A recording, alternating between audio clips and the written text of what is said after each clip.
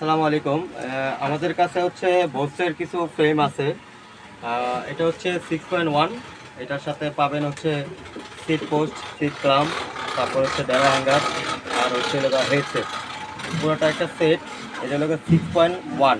এই কালার হবে। আর একটা কালার আছে ডুয়েল কালার, ঠিক আছে। এটা 2.1, এটা 6.1।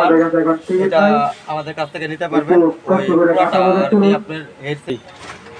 তো এইটার হচ্ছে এটা 6.1 এই কালার, আর একটা আছে ডুয়েল কালার। হ্যাঁ, এটা তো দেখানো হয়েছে।